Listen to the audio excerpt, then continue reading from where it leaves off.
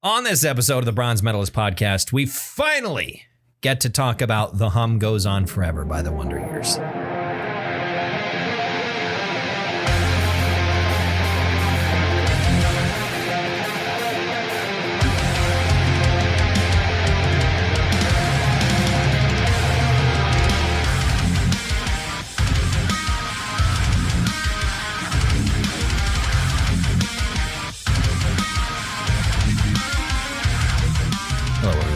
Welcome to another episode of the Bronze Metalist podcast. I'm Kayle. I'm OJ. We're two professional broadcasters. We like metal and we like to talk about it, but we also like things that are not metal. And at least one of them likes this particular thing a lot. Yes. One of them. Is this fourth person you're speaking in? I don't know what viewpoint I shifted to there, but yeah, if you've not listened to one of our Wonder Years episodes before, they are a sort of, at this point, it's probably most appropriate to call them just like a rock band, but sure. Well, obviously pop punk influence. Yeah, pop punk, indie rock, emo, lots of different influences from that grouping of genres. I love the guitar sound on this, by the way. Yeah, it sounds great. Fantastic. But, the Wonder Years is my favorite band on top of fucking everything else, on top of, fucking Cattle Decapitation and Fit for an Autopsy and all these other, brutal metal bands and doom metal bands and progressive metal. And on top of all of that, all alone at the top of the pyramid is the Wonder Years. Sure. The kings of my heart. And we'll talk more about the Wonder Years in a while. First, how are you doing? I'm doing pretty good. I've been riding the bike this week. That's good. Quite a bit. I did have interesting encounter today. How so? I went through and got a burger not too far from our office. On your bike? No, in my car. That would be an interesting dynamic experience. Yeah, exactly, yeah. Just because I didn't have my horse. Was it what you got at Culver's? I did. I went to Culver's, and a nice, pretty young lady took my order. And then when I got up there, she handed me the bag. She says, "Hey, we should have dinner. I'm pregnant again." What? Yeah. That you saying that to me made my brain short circuit. I cannot imagine another person saying that to me. Really? Like in the sense that I have no idea what the fuck I would even do. Well, I said, "Come over. I'm making stir fry." Okay. Because that person is my daughter. Oh, Jesus. Okay. Yeah, I'm going to be a grandfather again. Oh, no. Well, I don't. I'm sorry. That was my instant reaction. I get you. Oh, okay. I mean, and I keep forgetting.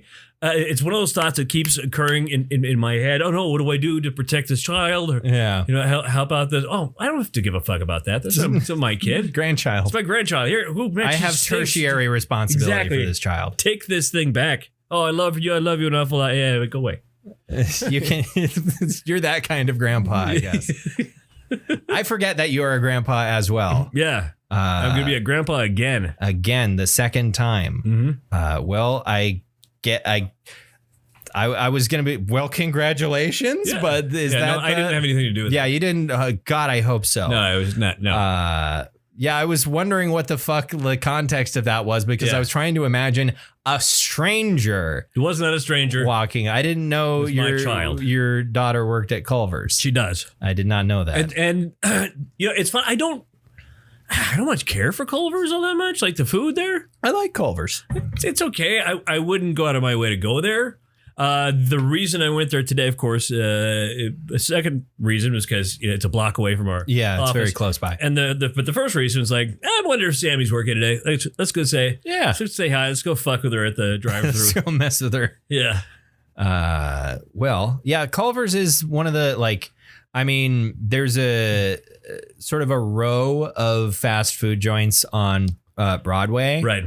And then there's like a cluster around my apartment here, which is there are two McDonald's within spitting distance of this apartment. Right. And then there's a Culver's and Sonic, and those are the ones that I tend to go to. Right. Also because I don't give a shit about Burger King. And you got Five Guys. Yeah. Five Guys is even closer than Sonic is. Right. But they don't have a drive-through, so I go there much less. Right. It's probably why you don't go to the mall to get fast food very much either. Yes. Because that's right by your house as well. I don't want to walk in there. Probably also why you don't go to the wing places. There are 2 wing places by your house as well. Yeah, I feel like that would be, ultimately, there is nothing wrong with going into a restaurant by yourself, sitting down and eating. I love that. Nothing wrong with that. I cannot bring myself to do it. Really? Breakfast is a weird exception to that. If I'm like, I gotta go have a waffle. Sure. I will go and sit down at a restaurant and eat a waffle by my lonesome. 'Cause that's a very normal time of the day to eat alone. Yeah. But like lunch and dinner, it feels weird to me to be alone in a public space eating lunch or supper. You know what I like to do? What? Here's what I like to do as a single dude. I like to go somewhere like B-dubs. Okay. And sit in the middle if I can. In the middle of the room. In the middle of the room and put off heavy Satan vibes. Oh, jeez.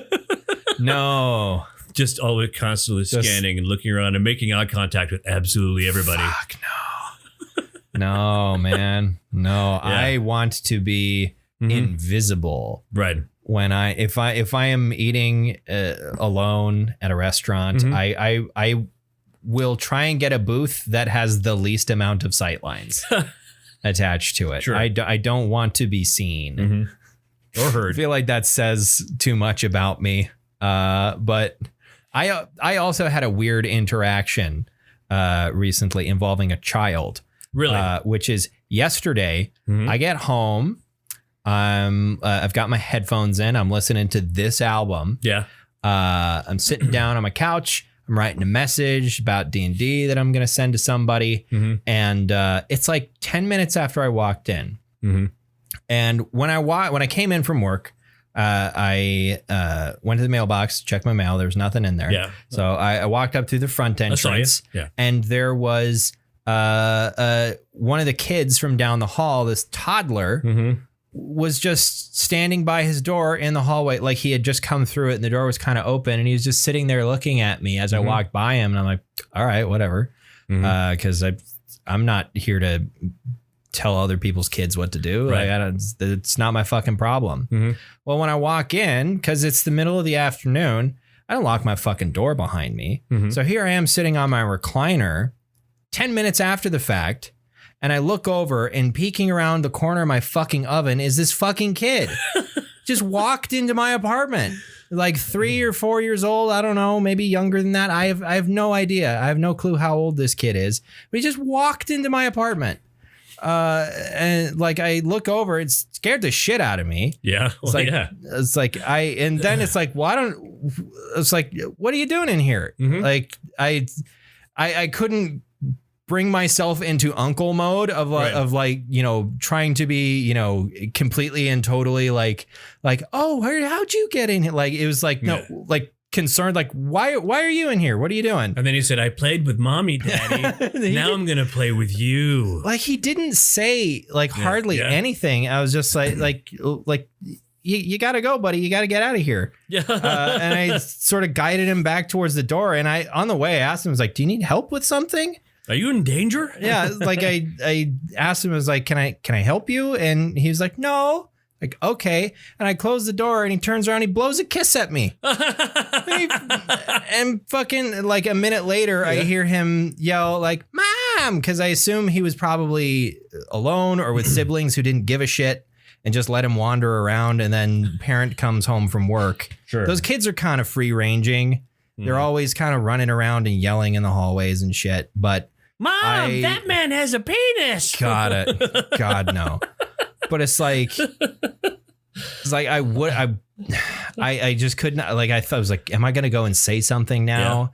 Yeah. No, I'm not going to, I don't want to. It's like, I get the vibe that there'd be a can of worms I don't want to get anywhere near to. And you'll feel like they're in any danger or. No, I don't. So it's like, and also I get like, they've been very loud kind of late at night in the hallways and stuff. And they've, like, I feel like I've had reasons to lodge a complaint, but I don't, because I also get the impression that there are probably an uncomfortable amount of people in that unit. And I'm not about to be the guy that fucking complains about the struggling family. And gets them in trouble. Like I'm not gonna be that fucking guy.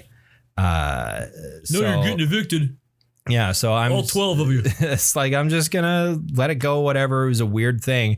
But yeah, it's like, so it's gonna lock my door behind me from now on. Yeah. So fucking child doesn't walk in, like, good Lord. Blow you a kiss. That's fucking weird. And it's, nice kid. He wasn't like, it just kind of, it was weird. It was so fucking weird. And I didn't know what to do other than to just get him out of my apartment. Shoo. Just get out of here. Get. It's like, I barely know how to interact with my nephews, which is probably a side effect of not spending a ton of time around them. But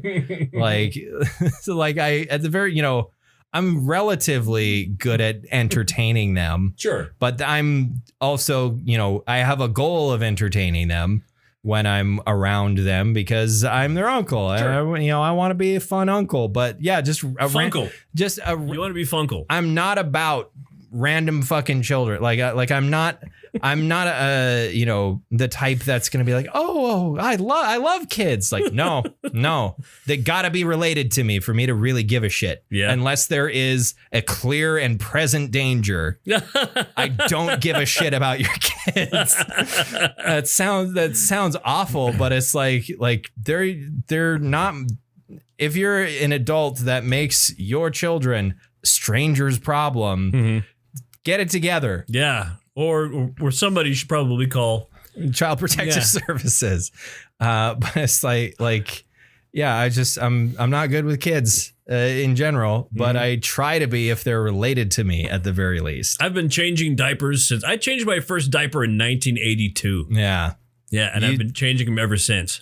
You've got plenty of experience. Yeah. It's like that's my dad as well, where he's like absolutely no struggles around babies and young children. He's a fantastic grandfather, but it's just like I'm trying to convince him to grow a big Santa beard. Right? I have tried. The last time he tried to grow a beard is when he was off of work because he had colon fire or something. That was before I was born. Oh, okay. This was when he had colon cancer, and he had his surgery to remove a foot or whatever of his colon. So he only has a semicolon now. Yep. But he was off of work for like a month, and I was like, "Hey, you should try and grow a beard." And then like 2 weeks in, he was like, "My face itches so bad." Because the last time before that he had grown a beard is when he was in the burn unit before I was born. Sure. And he only grew a beard then because all the nurses were apparently absolutely awful at shaving men's faces. Because like my dad couldn't shave his own face because his hands were pretty badly burned. And there was a bunch of other guys too that had, the same problem, couldn't use their hands. So had to have the nurses shave them. And they saw one of the guys were like, nope, we're just going to grow it out. That guy has an entire roll of toilet paper stuck to his face. We're just going to let it be. Fine. But what about like testicles? I don't think that service was provided. Also, this would have been the 80s, I presume. So I don't think there was much manscaping in the popular consciousness at that point. It was starting to catch on in porn. At least not for power plant workers in North Dakota. Which would be, by the way, the weirdest porn. Dakota. It's just like the opening. What would even be the setup for that? I have no idea. Just like coming in from the coal yard. My pores are all blocked by all the coal dust. Jeez, that's so hot. Yeah. It's not, that's not attractive grime. Like there is definitely an attractive amount of grime. Sure. Like Aragorn and the vast majority of the Peter Jackson Lord of the Rings. That's attractive grime right there. That dude, Viggo Mortensen makes being dirty look good. Sure. Like coal yard grime did not look on good anybody. On anybody. Right. It's like I remember the year that I worked for like mowing lawns and whatnot. By the later part of the year when everything was so dry, you'd go out and like whatever had been grown, you'd mow over it, and it's just like a cloud of black dust, which is also why, for those portions, you'd want to wear a face mask. Right. Oh, that reminds me. I almost killed everybody in my building tonight. How so? So I'm like, I got to have dinner before I go over to Kayle's apartment. Mm-hmm. And so I decided to put a couple of corn dogs in the oven. I see. And then I sat down to play a video game, and then somebody was messaging me, and I went back to playing a video game, and then so I get my keys, getting ready. It's like, I'm gonna be there, and man, smells like burnt corn dogs. Smells like burnt corn dogs in here. Like, oh shit! Jesus. So I ran in there and almost left. You didn't put a timer on or anything? I did, but I got too engrossed in. And you have was it on your microwave? Yeah. Or whatever? So it just gives up after a while? Yeah, it's an old microwave. It goes beep. Fuck it, whatever. Because I don't think mine doesn't give up. It keeps on beeping. Until you tell it not to. Yes, until you go up and press the button. It don't stop, which is good because there have been times where I probably would have forgotten. Sure. But I have not had any major accidents thus far. I still ate the corn dogs. You still ate the corn dogs? Yeah. They weren't that badly burned? They were that bad. I mean, they were kind of dry, and they were burned down around the area by the stick. Yeah, that was kind of burned, so I didn't eat that. Normally, that's part of my favorite part of the corn dogs. The clump of the clump of dough at the bottom of the stick. It's all crunchy and sweet. And, I know precisely what you mean. Yes, I like that part too. It's been a long time since I've had a corn dog. Now that I think about it, I just want to tell you, man, from my perspective, life is way too short. To not be snarfing down some corn dogs when you have the opportunity? Exactly, man. They're a freezer food item. I mean, if you don't eat them all right away, it's fine. It's one of those things, though, where I walk by it in the freezer aisle and I'm like, don't do it, man. Don't do it. Your freezer is already sad enough. You don't need to put corn dogs. Like, that's what I tell myself.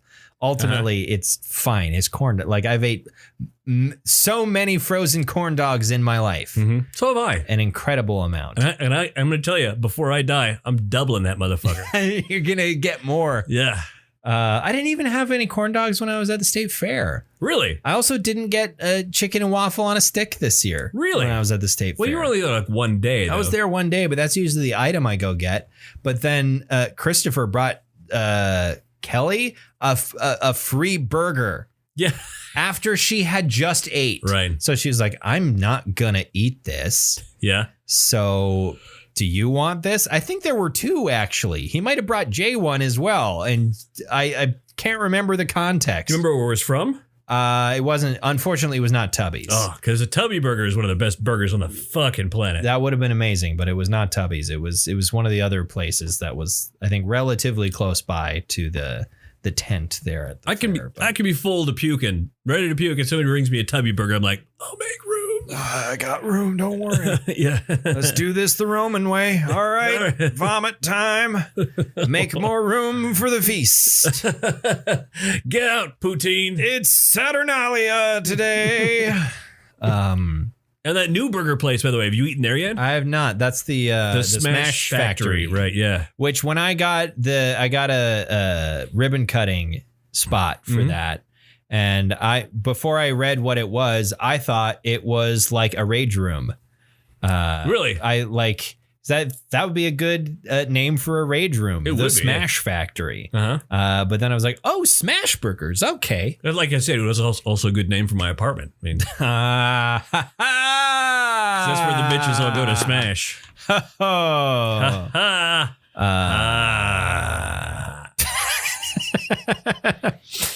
Yeah. I'm still playing Kenshi. Oh, are you? It's that weird sort of simulation game thing. Mm-hmm.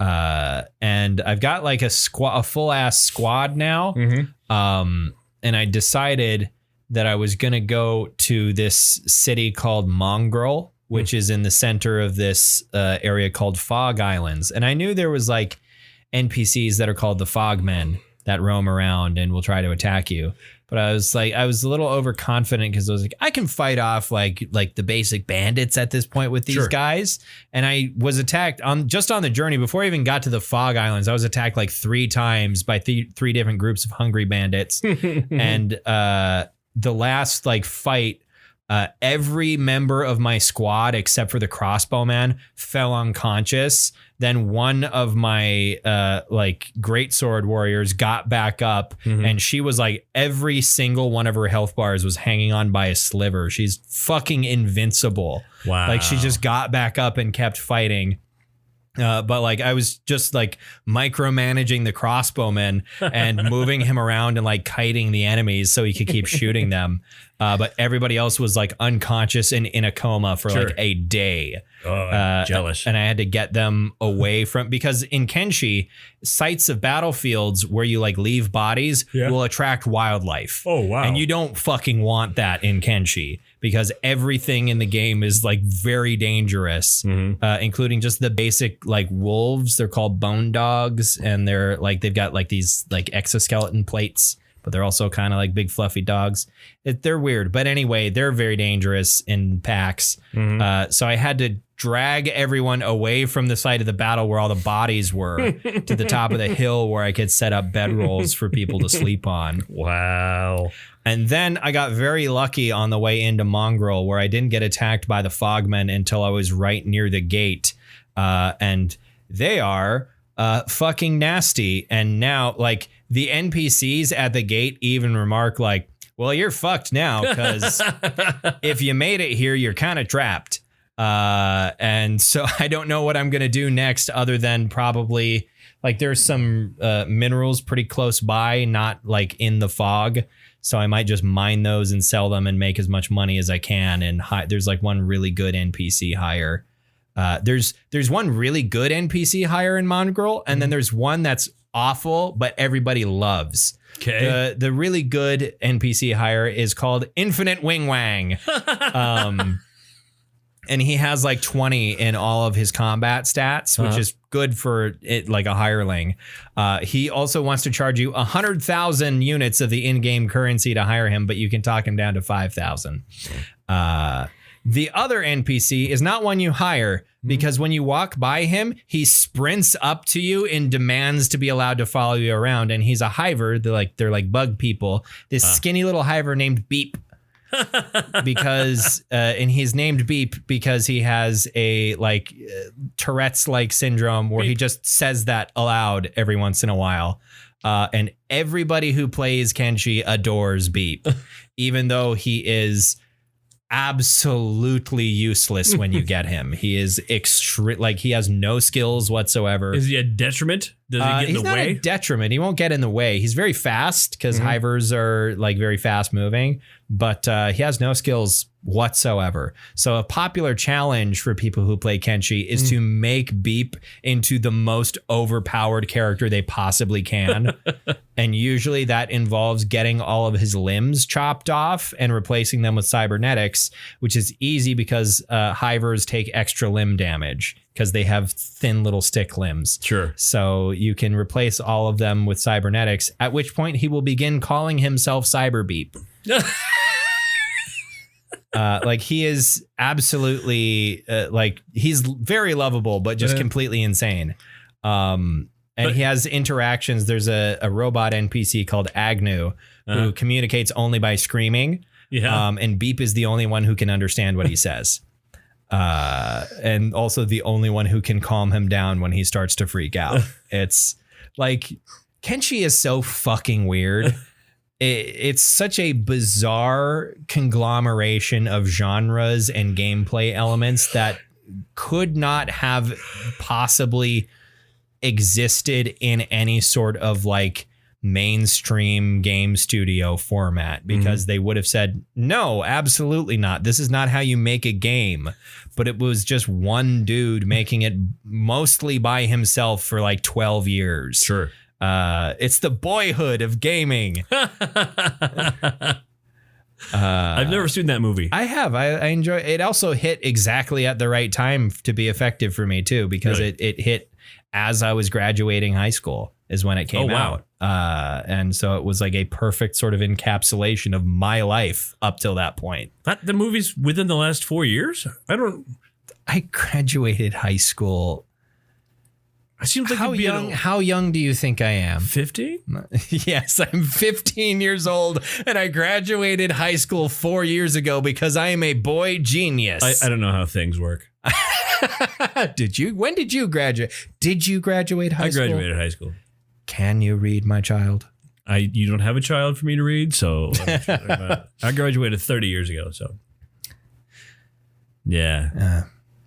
So that was basically before they had discovered writing. Yeah. Well, we had cuneiform. Oh, yeah. Oh, they had invented cuneiform. Yeah. Okay.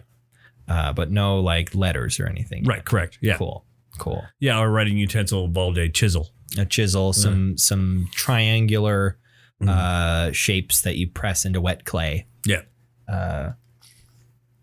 What was that like? Well, elaborate on that. Mostly, he didn't live to be very old back then. Yeah. You were one of the lucky ones? I was one of the lucky ones, yeah. It's because of my good genetics and my clean living. Yep. That's why you made it. That's why I made it this far. It was clean living for the time. Yeah. When everyone was chain smoking cigarettes. Yes, they had cigarette Marlboros. They were. Yep. Famously, on the Eurasian continent, there was lots of tobacco available in 4,000 Mesopotamian times. Yeah. What the hell did I see where it was it like in Jerusalem somewhere they were excavating and found like somebody's fucking weed hangout? Yeah, they found a bong. Yeah, they found like a really old bong. Because I mean, fucking people have been smoking weed for a long ass time. That is native to the Eurasian continent. But it wasn't weed they were smoking out of it. It was opium. Oh, okay. It was an opium bong. Yeah. Okay. All right. Do we want to talk about the Wonder Years now? Because I do. I want to talk about the Wonder Years. So the Wonder Years, if you don't know who the Wonder Years are at this point, it's because you haven't heard me talk about them before. Incessantly. The Wonder Years are an American rock band. They started out very much as a pop punk band and have slowly incorporated more and more elements of sort of indie rock and emo and, bits and pieces of like, every once in a while, bits and pieces of hardcore punk and that sort of thing. Right.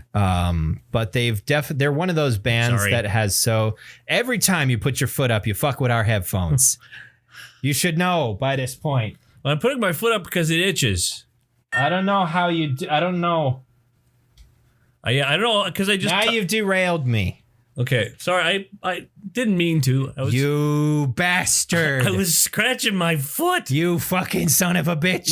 You were talking about hardcore punk. And, I was talking about how they're a band from Philadelphia. They are, or technically Lansdale, which is a suburb of Philadelphia. That's where they make the cream cheese. Yep, that's where they make the cream cheese. They were formed in 2005, and this is their 7th album that they've released. Wow! And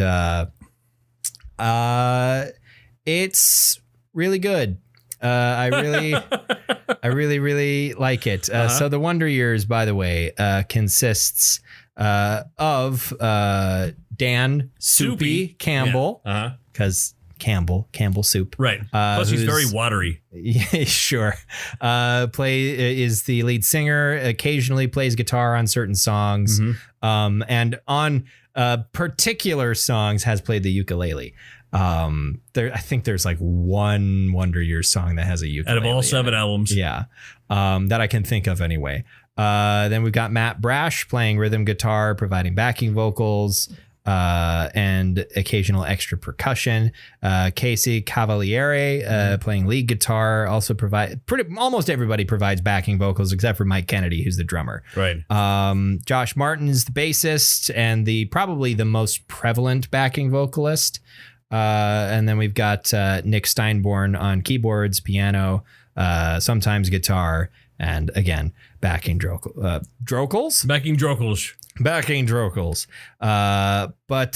they've been around for a while at this point. They didn't really start to kind of take off in any sense of the word until about 2010, which is when they released the Upsides, which is they kind of considered to be their first real album. They released an album while they were all in college that's called Get Stoked on It, which is honestly, I've never made it all the way through the Get Stoked. Really?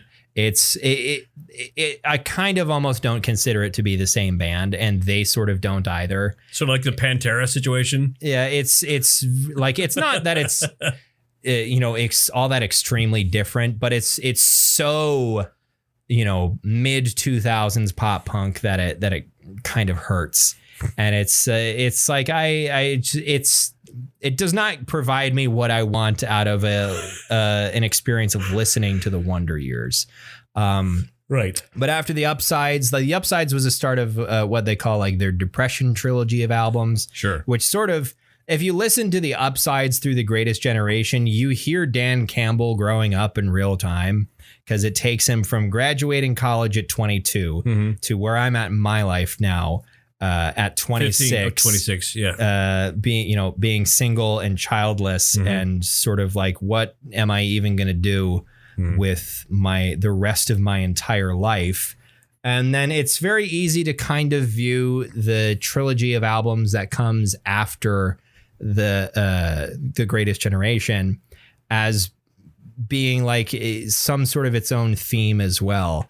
Although exactly what that is difficult to say, in the sense that it gets even more sad in such a much more grown up and horrifyingly real way. But like that, this album is the first album that The Hum Goes On Forever is the first album that they have released since Dan became a father. He has two young boys now, and it's very much, I think, written all over the entirety of this album how much that responsibility weighs on him and how seriously he takes that. See, when The Greatest Generation came out, that was where you were now, right? Yes. That's where you are now when that came out, when he was then. Dan was 26. Right. I'm 26 now. But now, listening to this thing, I mean, he's a father now, and that's what he's singing about through the whole thing. And I'm like, stop it.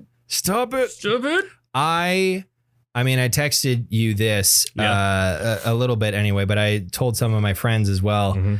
I was full on, and I posted on Facebook too, I was full on ugly crying when I listened to this for the first time. Like there are songs on here that just like a punch to the gut, so many of these songs. Right. And I'm not a father. I can't really, I can't relate on the deepest level to those sorts of lyrics, but I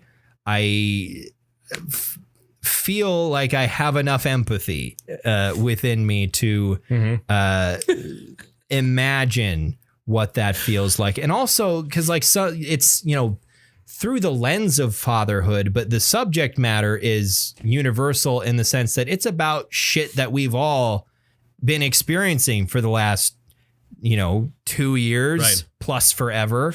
But like, I was just imagining if I was editing this particular show, like the visual, like we're in a movie right now or something. Yeah. When you were saying, I empathize, I understand, I'm not a father, but I empathize with it. Pushing a child out of your kitchen into the hallway. The comedic flashback cut. Get the fuck out of here, kid. Get out of here, kid. But in the sense that, like, I don't know, it still hits hard. Yeah. It's not like the impact is lessened. And it's, in a more general sense, it's about family. But you have a lot those. of different ways. I do have those. But some of them also, like, there's a lot of references to previous Wonder Years work, which is something that they pretty much always do. Right. For example, like the entire song for Cardinals 2 it's a sequel to a song off Cardinals 1. It wasn't called Cardinals 1. Cardinals Part 1. But a sequel to a song off of No Closer to Heaven.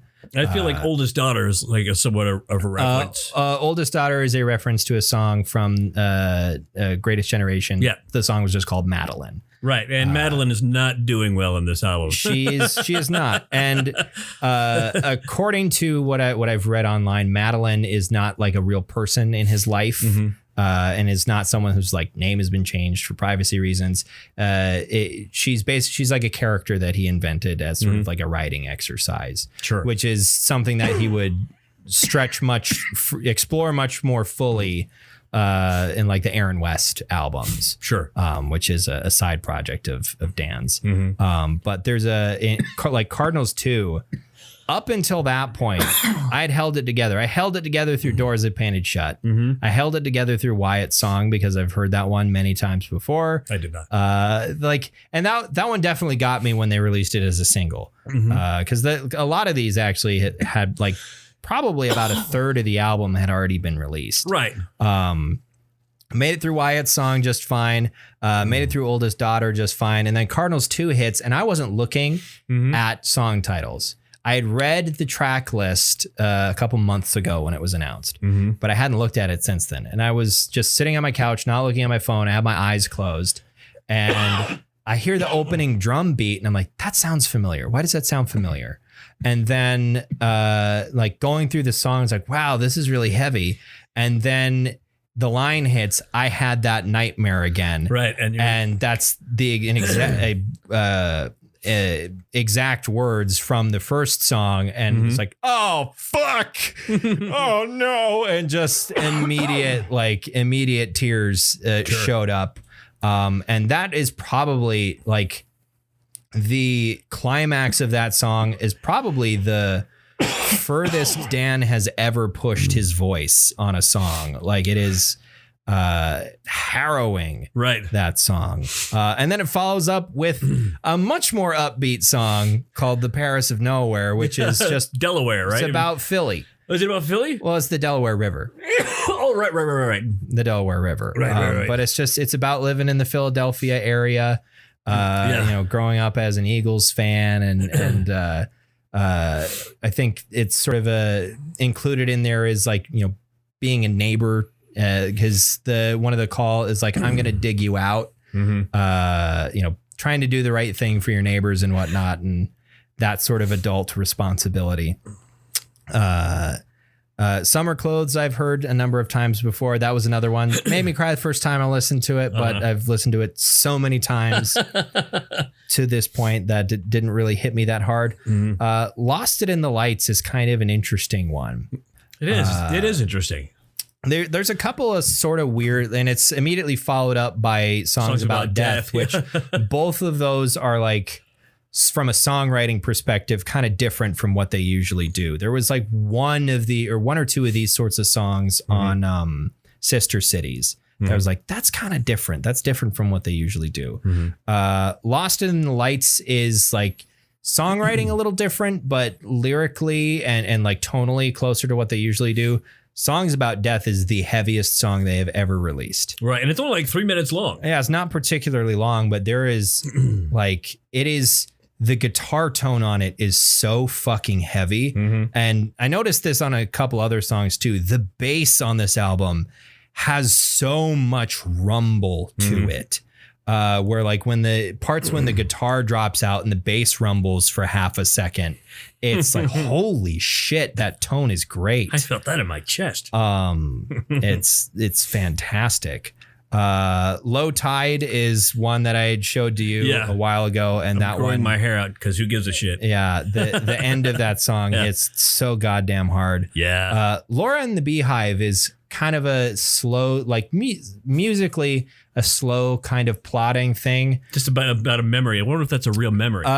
Supposedly it's about his grandma. He's watering her tomatoes and it's that one, like that immediately got me thinking about my grandparents who passed away quite some time ago at this point. But that was like, that one hit me very hard while I was listening to it, even though it's kind of it's like very kind of slow. It's not particularly, it doesn't really stand out sonically, but the lyrics are just very powerful. Yeah. And then the last song is "You're the Reason I Don't Want the World to End," and it's perfect. I stopped that song no fewer than 4 times. It's just it's just so perfect. They're so good at album closers. Right. They're so goddamn, and also I love it when when there are reprises or callbacks. And like that song has been going for a while, and then suddenly it's like, oh, this melody is the same as it was in the first song, and then it goes back. The opening line, here's what immediately lets you know the vibe of this album, because this is probably their darkest album as well. Immediately starting this album, listening to it chronologically, the opening line is "I don't wanna die," and it's like, motherfucker. At least not without you. At least not without you. And then in "You're the Reason I Don't Want the World to End," the like leading into the climax of the song is again, "I don't want to die," and it's just and he talks about so protecting his sons, protecting his kids, and feeling like that song is very much about, you know, desperately trying to do whatever you can to make this world fit for your children, even though it feels like continuously everything is fucking collapsing. And it's so easy to just kind of give in to the nihilism of everything and just be like, well, fuck it, whatever. I don't care if the world ends. But you can't say that when you've got kids. No, you can't do that. You have a responsibility. Have you ever seen Life is Beautiful? I don't think so. You may have talked about it before. What is it about? It's an Italian movie. Okay. And it's about the Holocaust. It was a Jewish parents and their son and the father who they get taken to a concentration camp. And he convinces his son that no, this is just a fun game. Yeah. And the whole thing, and then the thing that happens that you would expect to happen. Of course. Oh, Jesus.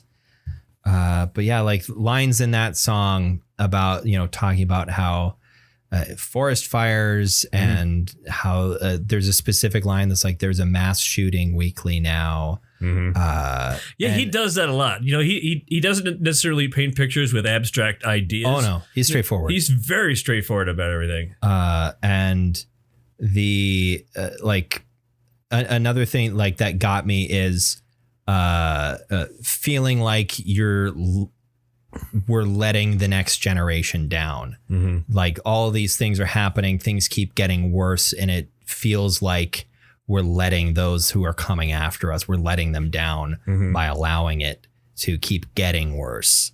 But the thing that I like about that I love about this at the end of the day is that for however dark the lyrics get, for however deep into this sort of depressive episode Dan may have seemed to be, I think, you know, it's one of those things where it's like when you're listening to an artist talk, things are either much worse than they seem to be or a lot better than they seem to be. Right. I think I'm almost sure it's the second one. You're right. Things are fine. Yeah. But they're not okay, but they're fine. Yeah.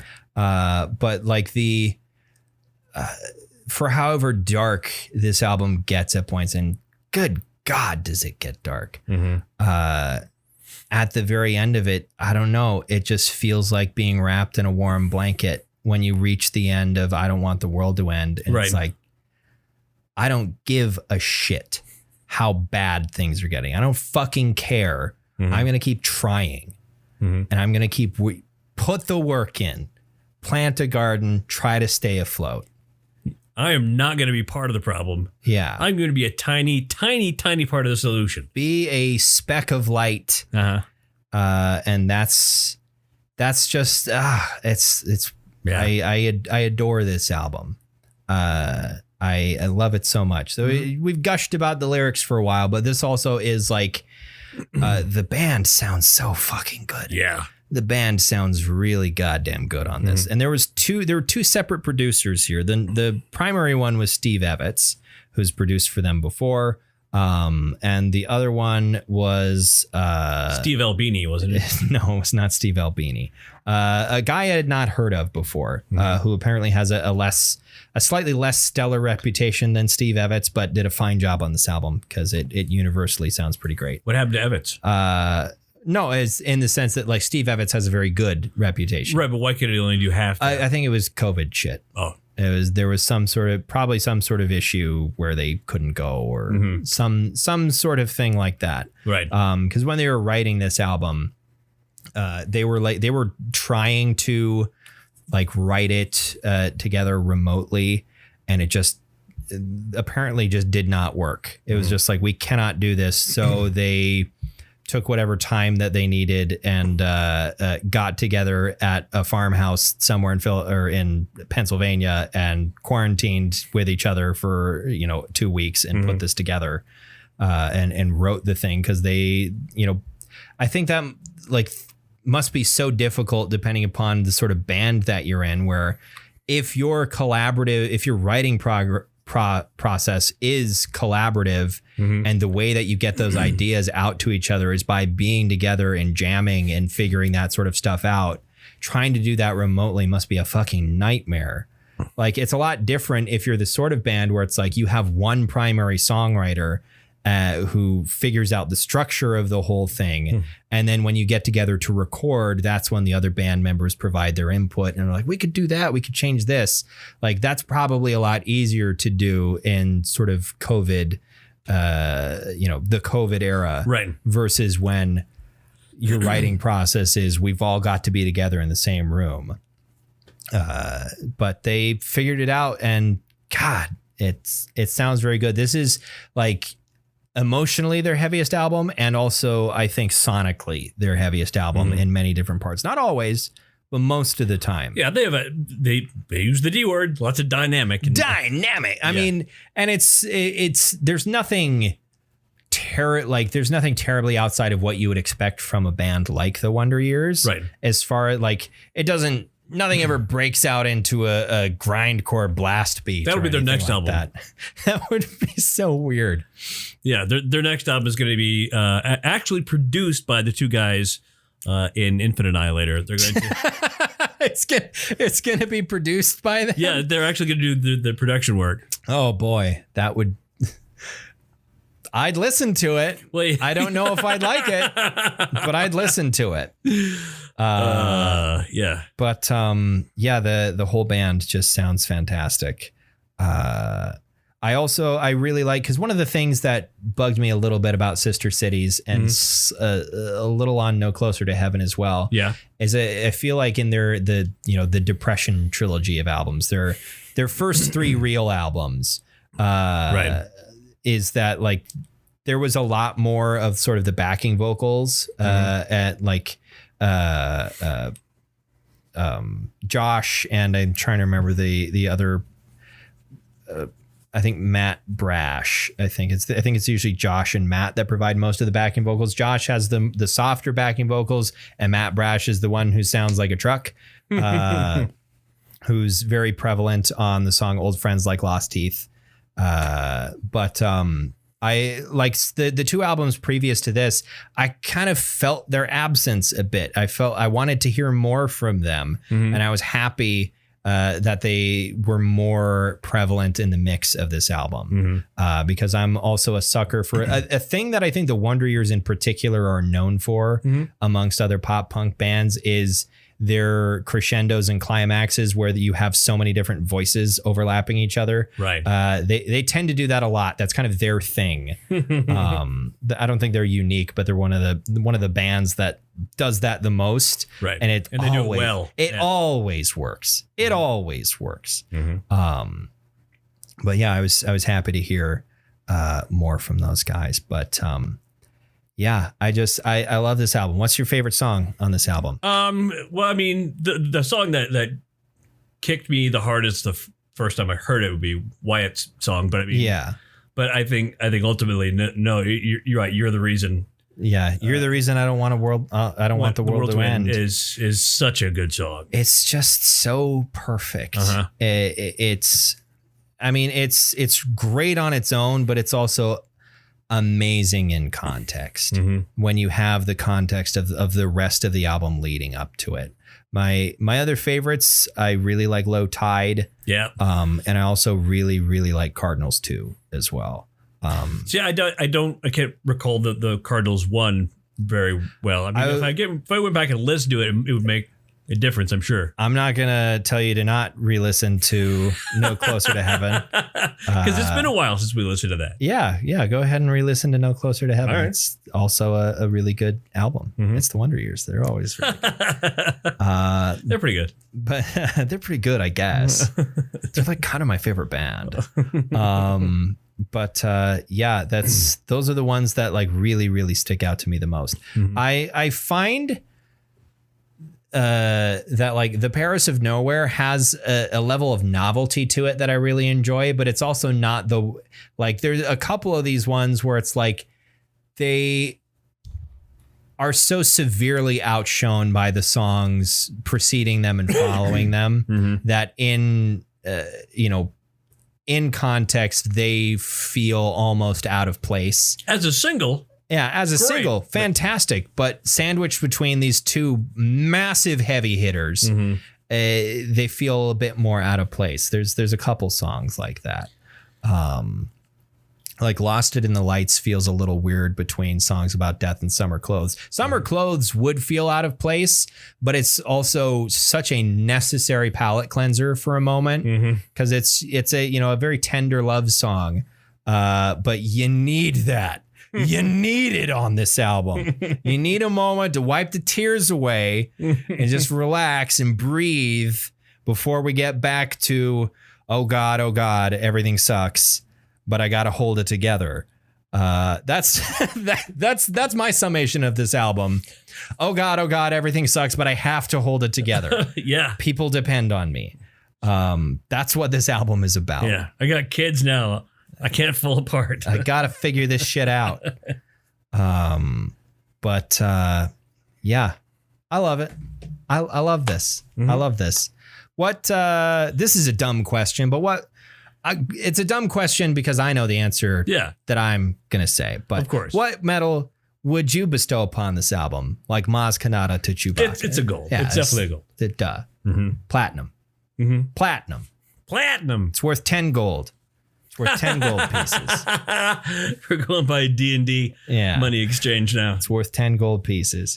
Oh God, I do you think you'll listen to this again? As soon as you get out of here. It's going back. Which, by the way, get the fuck out so I can listen to this album. That's it for our discussion of this. It's going to be October soon. It's the spooky season. Yes. What are you going with a theme for October, or just listening to whatever once we get back into the metal here next week? Craven metal. I mean, yeah. So have we talked about Laz Rocket yet? No. Never talked about Laz. I've never heard that name before. Annihilation Principle is the album that I want to listen to next week. Annihilation Principle by Laz Rocket. By Laz Rocket. There's a riff on that album that for the last 30 years, anytime it's like fucking go time, like, okay, I'm gonna head onto this problem and use all my energy and I might die doing it, but fucking hey, here we go. And that's the riff that starts in the back of my head. Okay. All right. You'll know it when you hear it. All right. Laz Rocket, Annihilation Principle. Okie doke. Well, we'll get to that next week. I can't remember when that Lorna Shore album comes out, but we'll definitely want to talk about that whenever it does come out. And figure things out from there. Sweet. Back into the metal. So until then, thank you for listening to the Bronze Medalist podcast. Why don't you go ahead and subscribe to our feed on whatever it is you use to listen to us. Or if you'd rather check something else out, well, we're on the Apple Podcast app and the Libsyn's the podcast source, downloaded from your app store of choice. Also follow us on social media. We're on Facebook and we're on Twitter. And maybe that's how you prefer to get your updates and know when new episodes come out.